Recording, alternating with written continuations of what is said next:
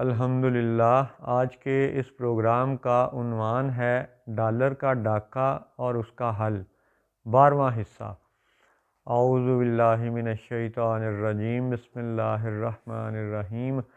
الصلاۃ والسلام علیک یا سیدی یا رسول اللہ وعلی ازواجک و اصحابک و آلک یا سیدی یا حبیب اللہ۔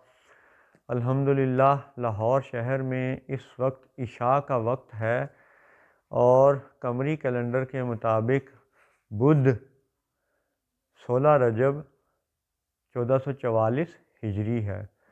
اور شمسی کیلنڈر کے مطابق ابھی تک منگل 7 فروری 2023 عیسوی ہے۔ تو ڈاکے اور ظلم و فساد کے اور ڈالر کے عنوان پر جو باتیں پچھلے پروگراموں سے اب تک چلتی چلی آ رہی ہیں، اسی کے تسلسل میں آپ یہ دیکھیں کہ یورپ میں جو بڑی جنگ لڑی گئی، جسے ورلڈ وار 1 کہتے ہیں، اور پھر اس کے چند سالوں بعد ورلڈ وار 2 جنگ عظیم دوم وہ بھی لڑی گئی۔ اب ان دونوں جنگوں میں اس وقت کے جو یورپ کے اکثریتی حکمران تھے، یعنی حکمرانوں میں سے جو اکثریت تھی، عوام میں سے نہیں، تو ان حکمرانوں نے ایسا یعنی فساد کا جال بنا کہ اس مار کٹائی میں پہلی جنگ عظیم میں کوئی 2.5 کروڑ کے قریب انسان قتل ہوئے، 2.5 کروڑ، اللہ اکبر۔ اور اسی طرح جنگ عظیم دوم میں 5 کروڑ سے زیادہ لوگ ہلاک ہوئے۔ اب ظاہر ہے یورپ میں تھوڑے بہت مسلمان بھی تھے اس زمانے میں، لیکن اکثریت عیسائیوں کی تھی۔ تو عیسائیوں کے جو یہ حکمران تھے، ان کا دعویٰ یہ تھا، اور آج بھی یہ ہے، کہ وہ بنی اسرائیل میں سے ہیں۔ اب ان کا بنی اسرائیل میں سے ہونا یا نہ ہونا، یہ انشاءاللہ اللہ نے چاہا تو اس کی مزید وضاحت پیش کریں گے کہ آج جو یورپی اور امریکی حکمران بیٹھے ہوئے ہیں بنی اسرائیل کا لبادہ اوڑھ کے، وہ بنی اسرائیل نہیں ہیں۔ آج کے بنی اسرائیل حقیقی طور پہ مسلمان ہیں، اور آج ہی کے مسلمان بنی اسرائیل کہلانے کے بھی حقدار ہیں۔ وہ کیسے ہیں وہ اگلے پروگراموں میں بات کریں گے، لیکن اس وقت آپ یہ دیکھیں کہ کروڑوں لوگوں کو جنگ عظیم اول میں اور کروڑوں لوگوں کو جنگ عظیم دوم میں قتل کرنے والے بنی اسرائیل ہونے کا لبادہ اوڑھے ہوئے ہیں۔ یہ سارا آپ کو سیاق و سباق اس لیے بتایا گیا کہ بنی اسرائیل کا 12 قبیلے ہونا یہ قرآن پاک سے بھی ثابت ہے اور اسرائیلی روایات سے بھی ثابت ہے۔ تو 12 قبیلے ہونا یہ ایک اہم بات ہے، یہ ایک اہم نقطہ ہے، جو کہ ہمارے بچوں کو وقت کے ساتھ ساتھ آہستہ آہستہ لفظ 12 یا عدد 12 کی اہمیت کا بھی احساس انشاءاللہ ہوتا چلا جائے گا۔ تو ان ظالموں نے، ان قاتلوں نے بڑی بڑی جنگیں برپا کیں اور کروڑوں لوگوں کو قتل کیا، اور بعد میں وہی لوگ انسانی حقوق کے چیمپئن بنے ہوئے ہیں۔ آج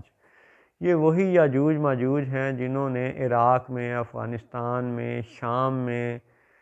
لاکھوں نہیں کروڑوں لوگوں کو قتل کیا ہے، کروڑوں لوگوں کو ہجرت پہ مجبور کیا ہے۔ اصل اعداد و شمار تو دنیا کو بتائے ہی نہیں جاتے، جیسے ہمارے پاکستان کی موٹر وے یا جی ٹی روڈ پہ جتنا یہ ٹیکس اکٹھا ہوتا ہے، اس کی اصل رقم تو عوام کو بتائی ہی نہیں جاتی۔ جتنا سیلز ٹیکس عوام ہر روز دیتے ہیں، اس کی اصل رقم تو عوام کو بتائی نہیں جاتی۔ تو اسی طرح جو قتل و غارت اصل میں ہوئی، اس کے اصل اعداد و شمار تو یہ ایک آنکھ یعنی میڈیا، یعنی وہ دجالی ہتھیار، وہ اصل تعداد تو بتاتے ہی نہیں ہیں۔ لیکن پھر بھی چلیں، جو ایک اندازہ موجود ہے وہ یہ ہے کہ کروڑوں لوگوں کے قاتل بعد میں انسانی حقوق کے چیمپئن بن گئے۔ ان میں سے سب سے جو بڑا چیمپئن ہے وہ برطانوی حکمران ٹولہ ہے، برطانوی، جو اپنے آپ کو گریٹ برٹن کہتے ہیں، اور جنہوں نے دنیا میں سب سے زیادہ علاقوں پہ قبضہ کیا، جنہوں نے سب سے زیادہ انسانوں کو قتل کیا، جنہوں نے سب سے زیادہ سامراجیت کالونیلزم کا نظام قائم کیا، وہی بعد میں سب سے بڑے انسانی حقوق کے چیمپئن بنے۔ تو اب اس ساری تمہید کے بعد آپ دیکھیں قرآن پاک میں 12 نمبر سورہ یوسف، 12 نمبر، اور اس میں آپ دیکھیے گا آیت نمبر 9، 12ویں سورت 9ویں آیت، اس کو آپ دیکھیے، پھر آپ کو احساس ہوگا کہ قرآن کی حکمتیں کیا کیا شاندار طریقے سے حق کو اور باطل کا فرق واضح کرتی ہیں۔ اعوذ باللہ من الشیطان الرجیم،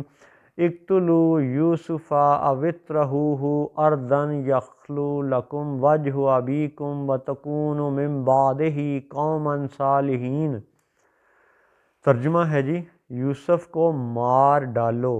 یا کہیں زمین میں پھینک آؤ۔ یہ ان کے بھائیوں کا بیان ہے کہ جب وہ حضرت یوسف علیہ السلام کو لے کے جانا چاہتے تھے اپنے باپ سے دور، اور پھر ارادہ ان کا قتل کا تھا، تو انہوں نے کہا کہ یوسف کو مار ڈالو یا کہیں زمین میں پھینک آؤ، یخلو لکم وجہ ابیکم، کہ تمہارے باپ کا منہ صرف تمہاری ہی طرف رہے،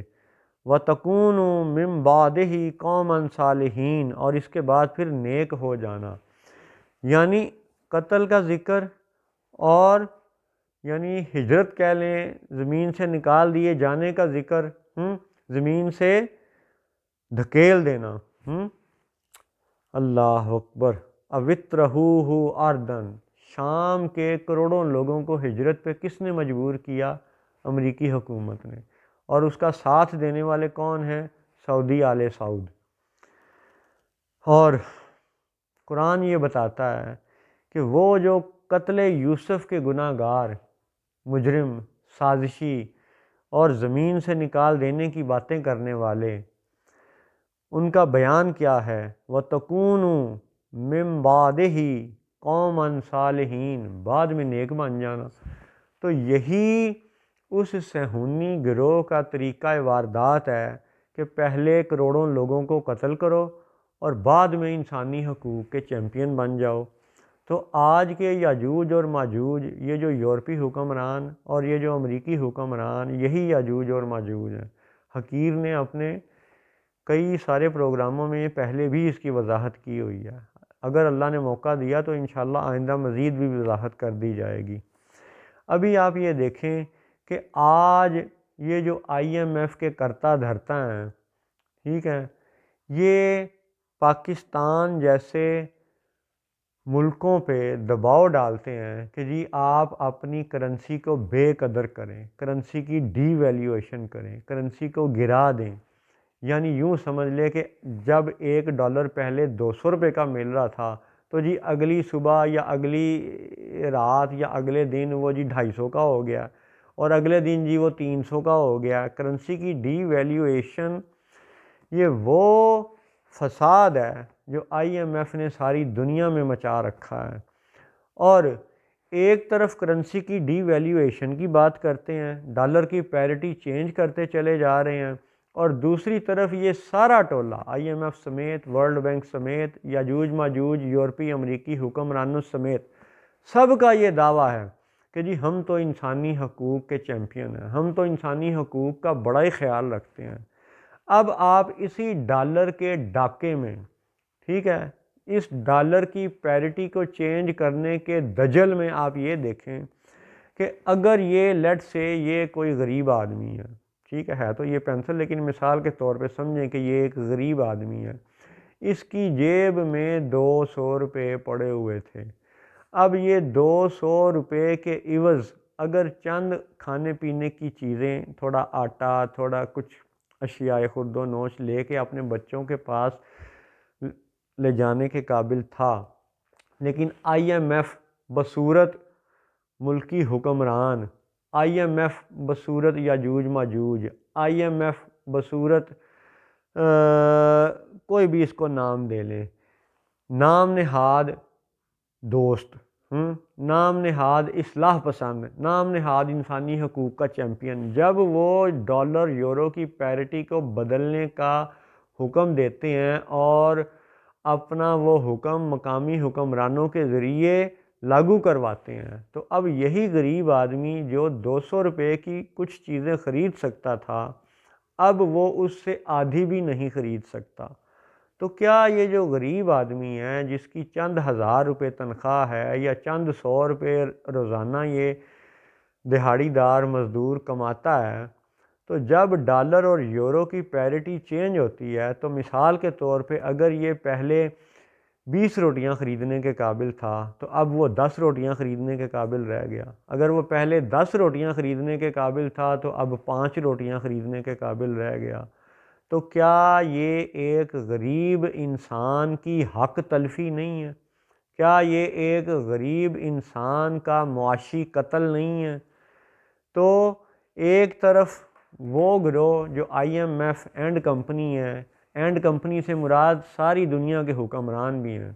وہ خاص سعودی عرب کے ہوں، پاکستان کے ہوں، ایران کے ہوں، یہ سب حکمران اس وقت 1 to 1 پیرٹی کا کوئی مطالبہ نہیں کر رہے، یعنی 1 روپیہ 1 ڈالر کے برابر ہونا چاہیے، 1 بنگلہ دیشی ٹکا 1 ڈالر کے برابر ہونا چاہیے، 1 وینزویلا کا بولیوار 1 ڈالر کے برابر ہونا چاہیے، 1 ایرانی ریال 1 ڈالر کے برابر ہونا چاہیے۔ اس وقت یہ 1 to 1 پیرٹی کا مطالبہ کوئی نہیں کر رہا، کوئی حکمران نہیں کر رہا، اس لیے یہ سارے حکمران یاجوج اور ماجوج کے ہی چیلے چانٹے ہیں، اور ان کی انسانی حقوق کی جو یعنی کہہ لیں کہ شور مچایا ہوا ہے، اس حقیقت کا ادراک آپ یوں کر لیں کہ اصل میں انسانی حقوق پامال کرنے والے مجرم ہی یہ لوگ ہیں، کہ جب یہ ڈالر اور یورو کی پیرٹی کو چینج کرتے ہیں تو وہ غریب تنخواہ دار طبقہ جو پاکستان میں ہو، لبنان میں ہو، سری لنکا میں ہو، کسی جگہ بھی ہو، وہ پس جاتا ہے بیچارہ، اس قدر پس جاتا ہے کہ بہت سے واقعات ہیں دنیا بھر میں، پاکستان میں بھی، کہ لوگوں نے معاشی مجبوریوں کی وجہ سے اپنے گھر والوں کو قتل کر دیا، اپنے بچوں کو قتل کر دیا۔ تو اس قدر یہ ظلم و فساد برپا کرنے والے، غریب کو قتل کرنے والے، غریب کے ہاتھوں اس کے بچوں کو قتل کروانے والے نام لیتے ہیں انسانی حقوق کا، ان کو شرم نہیں آتی، اور ان کا ساتھ دینے والوں کو تو بالکل نہیں آتی کہ ڈالر اور یورو کی پیرٹی کو جب تم بدلتے ہو تو کون سے انسانی حقوق کا تم خیال رکھتے ہو؟ دراصل انسانی حقوق کی سب سے زیادہ پامالی ہو ہی اس فاریکس کے نام پہ رہی ہے۔ اور 12ویں سورت 9 نمبر آیت، قتل کرنے والے قاتل وہ اپنے آپ کو کہتے ہیں وَتَكُونُ مِن بَعْدِهِ قَوْمًا صَالِحِينَ، بعد میں انسانی حقوق کے چیمپئن بن جانا۔ اللہ اکبر، اللہ تعالیٰ اپنی پناہ میں رکھے ان خبیثوں کا، ان ظالموں کا، ان کافروں کا، ان دجالی مہروں کا۔ مزید چہرہ قرآن پاک کی آیات سے واضح کریں گے انشاءاللہ۔ السلام علیکم ورحمۃ اللہ وبرکاتہ۔